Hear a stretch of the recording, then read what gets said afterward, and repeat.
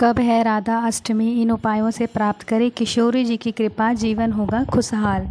धार्मिक मान्यता के अनुसार भाद्र माह के शुक्ल पक्ष की अष्टमी तिथि पे श्री राधा रानी का अवतरण हुआ है। इस साल ये तिथि हर साल राधा अष्टमी के पर्व मनाया जाता है। इस दिन श्री जी का पूजा अर्चना करने का विधान है।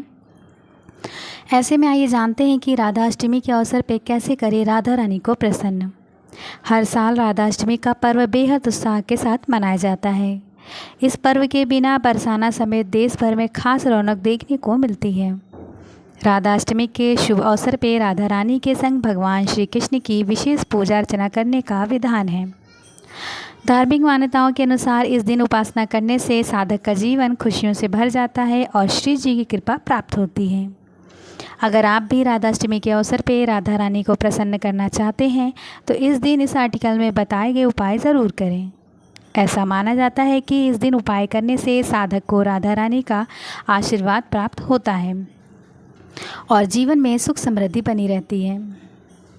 भाद्र माह के शुक्ल पक्ष की अष्टमी तिथि की शुरुआत 30 अगस्त को देर रात 10:46 पर और भाद्र माह के शुक्ल पक्ष की अष्टमी तिथि का समापन 31 अगस्त देर रात 12:57 पर।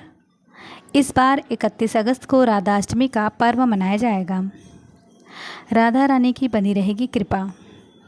राधा रानी अष्टमी के दिन सुबह स्नान करने के बाद राधा रानी की पूजा अर्चना करें। इसके बाद कथा का पाठ करें और मंत्रों का जाप करें।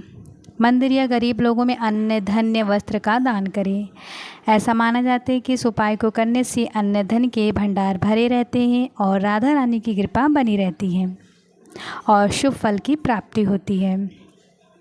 विवाह में आ रही बाधा से मिलेगा छुटकारा। अगर आप विवाह में बाधा का सामना कर रहे हैं तो ऐसे में राधा अष्टमी के दिन पूजा के समय सच्चे मन से ओम ह्रीं श्रीं राधिकाय नमः मंत्र का जाप करें। धार्मिक मान्यता के अनुसार इस उपाय को करने से विवाह में आ रही बाधाएं दूर होंगी और मनचाहा वर प्राप्त होगा। रिश्ते मजबूत होंगे।